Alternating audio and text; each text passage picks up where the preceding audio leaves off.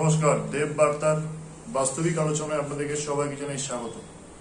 আজকে আমরা যে বিষয়টা নিয়ে আলোচনা করব, দেখবেন যে বেশ কিছু শ্রেণীর মানুষ আছেন যারা সত্যি বাইরে থেকে খুব চাকচিক্যপূর্ণ হতে চায় এবং বাইরে থেকে নিজেকে ক্রমাগত সুন্দর করার নানা রকম প্রক্রিয়া তারা শুরু করে, নানা রকম সাজগোজ থেকে শুরু করে নানা রকম ফ্যাশন মডেল এইসব তাদের মাথায় চিন্তা ভাবনা আসে এবং নিজেকে কিভাবে বাইরে থেকে চাকচিক্যপূর্ণ করে তুলবো, নিজের রূপের ডালি কি করে বাইরে থেকে ফুটে উঠবে, মানুষ কিভাবে বাইরে থেকে মানুষকে গ্রহণ করবে, কিভাবে বাইরে থেকে মানুষ অ্যাট্রাক্ট হবে, আকর্ষিত হবে, এইসব চিন্তা ভাবনা কিন্তু বেশ কিছু শ্রেণীর মানুষের কাছে আমরা দেখতে পাই। ক্রমাগত দেখা যায় যে যেসব মানুষের মানসিকতাগুলো খুব নোংরা চরিত্রের, অন্তরটা খুব নোংরা, তারাই কিন্তু বাইরে নিজেদেরকে চাকচিক্যপূর্ণ করে তোলার চেষ্টা করে। এবং আপনি দেখতে পাবেন যে মনের মধ্যে সবসময় একটা খুঁতখুঁতানি ভাব, নিজের জীবনে কোনো লক্ষ্যে স্থির নেই, মানুষের ভালো সহ্য করতে পারে না, মানুষের ভালো দেখলে হিংসা করে, পাশাপাশি কোনো পারিপার্শ্বিক মানুষের কোনো ভালো কিছু উন্নতি হলে আমার কেন এটা হলো না, আমার কেন ওটা হলো না, এরকম একটা চিন্তা ভাবনা তাদের মধ্যে কিন্তু সবসময় লেগে থাকে এবং অপরকে নিয়ে সবসময় পড়ে থাকে। অপরে কি করছে না করছে, অপরের সাথে নিজেকে তুলনা করতে চায়। অপরে কেউ যদি পাশের বাড়ির কেউ যদি দামি একটা লিপস্টিক কিনলো, তারও চাই দামি একটা লিপস্টিক, বা দামি একটা ব্লেজার কিনলো, তারও চাই ব্লেজার, দামি একটা ফোন কিনলো, তারও চাই দামি একটা ফোন। তার হয়তো সাধ্য নেই, কিন্তু তার মধ্যে মনে আশা আছে যে ও এটা করছে আমি ওটা করবো, ও এটা করছে আমাকেও এটা করতে হবে। মানে নিজের জীবনে যে নিজেকে কিছু করতে হবে, নিজের জীবন নিজের মতো করে বাঁচতে হবে, নিজের জীবন নিজের মতো করে পরিকল্পনা মাফিক চলতে হবে, সেটা কিন্তু তাদের মাথায় থাকে না। তারা সবসময় চেষ্টা করে লোককে টপকানো, লোকের এটা ভালো হচ্ছে, আমারও এটা ওর থেকে চাই, ওর মতন আমার যদি হতো, আমার কাছে যদি এটা থাকতো, ওর আছে আমারও চাই। আর এইসব মানুষদের উচ্চাকাঙ্ক্ষা খুব বেশি হয়, উচ্চাকাঙ্ক্ষায় ভরপুর, মানে চাঁদটাকে এমন যেন চাঁদটাকে হাত দিয়ে ধরবে এরকম একটা চিন্তা ভাবনা তাদের মধ্যে কিন্তু সবসময় চলে আসে। তো তারাই সবসময় নিজেকে বাইরের দিক থেকে চাকচিক্যপূর্ণ করতে চায়, যারা নিজের অন্তরের নোংরা ভাবটাকে লুকোতে চায় সবসময়। এই লুকোনো মানসিকতা, এই লুকোতে চাওয়ার জন্যই যারা ভেতর থেকে নিজেদেরকে ঠিক করতে পারে না, বা নিজের ভেতর থেকে জানি নিজেরা খুব নোংরা, খুব বাজে চরিত্রের মানসিকতা যাদের, বা চরিত্রটা খুব খারাপ, বা কুকর্মে ভর্তি, পাপ কাজে লিপ্ত, বা পূর্ব অভিজ্ঞতা খুব বাজে, নিজেকে খুব বাজে জায়গায় নিয়ে গেছে, অসম্মানিত হয়েছে বারবার, সেই সব মানুষগুলো কিন্তু বারবার চেষ্টা করে যে নিজেদেরকে বাইরের দিক থেকে চাকচিক্যপূর্ণ করা। এদের মাথায় কখনো আসে না যে মানুষের বাইরেটা বেশি দিনের জন্য স্থায়ী হয় না, রূপের বহর বেশি দিন থাকে না। এরা মাকাল ফল হওয়ার চেষ্টা করে যে ভেতরে কিচ্ছু নেই, ফাঁপা, কিন্তু বাইরে এমন একটা ভাব দেখাবো যেন লোকে দেখেই ভাবে যে আমি খুব মহান, খুব উদার, খুব স্টাইলপূর্ণ মানুষ, খুব ভালো একটা নিজের একটা ভালো প্রোফাইল তৈরি করার চেষ্টা করে। আপনি দেখবেন যে মানুষগুলো সত্যিকারের অন্তর্নিহিত সুন্দর হবে, বা যে মানুষগুলোর কাছে জ্ঞান থাকবে, তারা কিন্তু কখনো নিজেদেরকে এই বাইরে বাহ্যিক চাকচিক্যের উপর নজর দেয় না। তারা তাদের অন্তরটাকে, তাদের আসল সম্পদটাকে কিভাবে বিকশিত করবে, প্রকাশিত করবে, মানুষের কাছে এক্সপ্রেস করবে, হাইলাইট করবে, যেটা মানুষের কাজে লাগে, মানুষের জন্য, তারা কিন্তু সেই কাজে কিন্তু ব্রতী থাকে। কোনো বড় বড় শিল্পী, কোনো বড় লেখক দেখবেন না, তারা নিজেদের রূপের প্রতি তারা খেয়াল রেখেছেন, তারা নিজেদের গুণের প্রতি চর্চা করেছেন। রূপচর্চা তারা করেন না, কারণ তাদের রূপচর্চা করতে হয় না। কারণ একটা শিক্ষিত, জ্ঞানী, গুণী মানুষের বাহ্যিক রূপ এমনিতেই ফুটে ওঠে। যেরকম সূর্যকে যেরকম হাইলাইটার মেখে পৃথিবীতে উঠতে হয় না, সূর্য যেরকম এমনি আমাদেরকে রোদ দেয়, সূর্যের কিরণে যেমন আমরা এমনি মুগ্ধ, এত কিরণ, সূর্যকে কিন্তু কোনো মেকআপ করতে হয় না। বা চাঁদ এত সুন্দর, চাঁদে কালি থাকা সত্ত্বেও, কলঙ্ক থাকা সত্ত্বেও কিন্তু দূর থেকে চাঁদকে অনেক সুন্দর লাগে।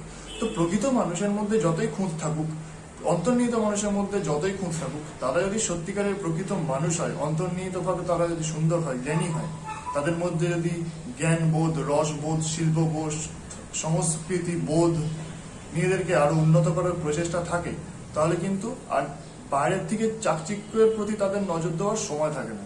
কোনো আপনি গুণী ব্যক্তিদেরকে দেখবেন না যে তারা বাহ্যিক চাকচিক্যের ওপর নজর দিয়েছেন। সত্যজিৎ রায় থেকে শুরু করে রবীন্দ্রনাথ ঠাকুর, শরৎচন্দ্র চট্টোপাধ্যায়, এপিজে আব্দুল কালাম, তাদেরকে আপনি দেখবেন না। বা মহাশ্বেতা দেবী, সুচিত্রা সেন, যারা আছেন অভিনয় জগতে, যারা তাদের তো মেকআপ করতেই হয়, কিন্তু তারা অন্তর্নিহিত ভাবে যারা প্রকৃত মানুষ, তাদের কিন্তু কখনো বাহ্যিক চাকচিক্যে নিজেদেরকে ফুটিয়ে তোলার প্রয়োজন হয় না। তারা কিন্তু অন্তর্নিহিত ভাবে তাদের জ্ঞানের আলো তাদের কিন্তু ব্যক্তিত্ব প্রকাশ করে। তাদের জ্ঞানের আলোর মধ্যে দিয়ে তাদের শরীরের মধ্যে দিয়ে ফুটে ওঠে যে তারা শিক্ষিত, তারা ভদ্র, তারা অনেক জ্ঞানী, সমাজের পক্ষে একজন সম্পদ। কিন্তু এই বেশ কিছু বিপরীত সম্পদ থাকে যারা সমাজের পক্ষে ক্ষতিকারক, হানিকারক।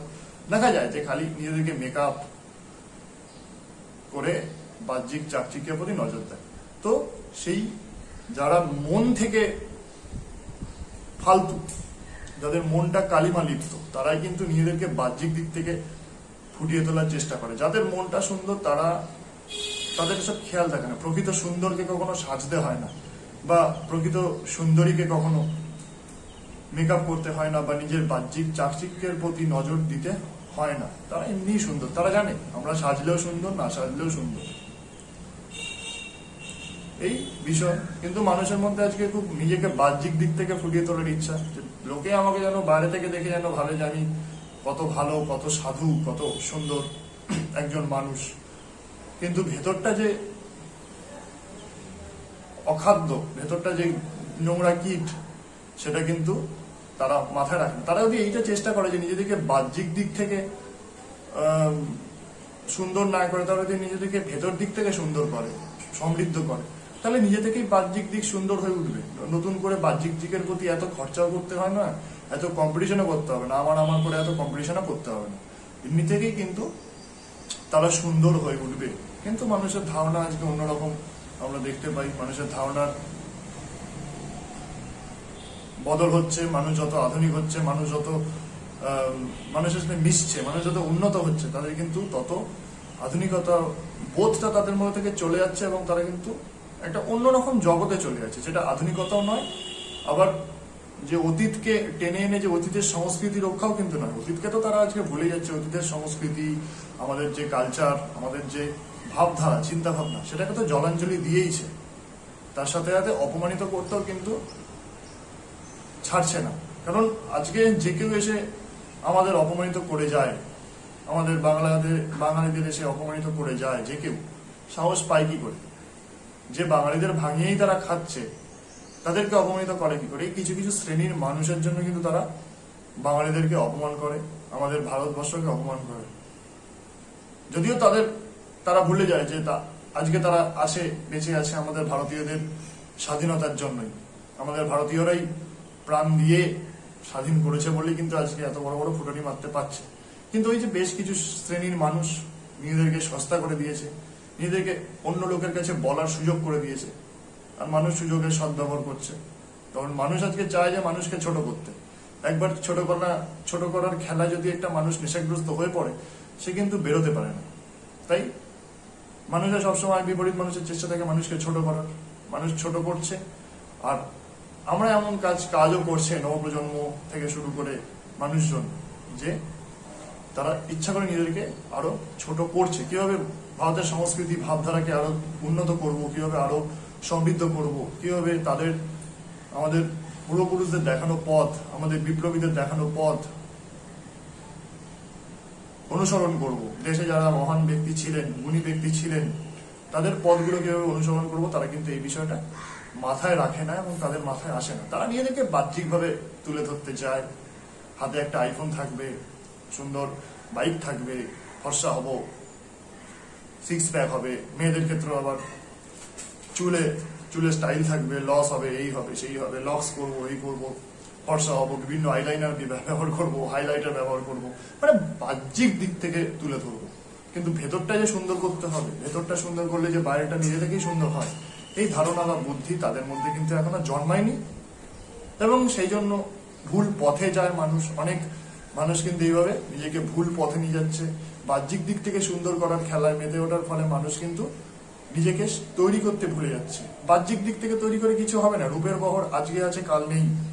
একটা সময় বয়স হলে সবার রূপ চলে যাবে, সবার বাইরে চলে যাবে, চুল পেকে যাবে, গায়ে চামড়ায় কুচকে যাবে, কিন্তু মনটা সবসময় ভদ্র থাকবে, ভালো থাকবে।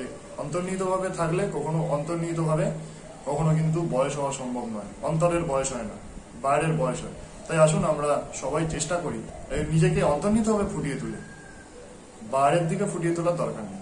অন্তর্নিহিতভাবে ফুটিয়ে তুললে, সমৃদ্ধ হলেই তবেই বাইরেটা নিজে থেকেই তৈরি হবে। পরবর্তী ক্ষেত্রে আবারও ফিরে আসবো অন্য কোনো বিষয় নিয়ে আলোচনা করার জন্য। ততক্ষণে যেন ভালো থাকুন, সুস্থ থাকুন, সতর্ক থাকুন, নজরে রাখুন দেববার্তা।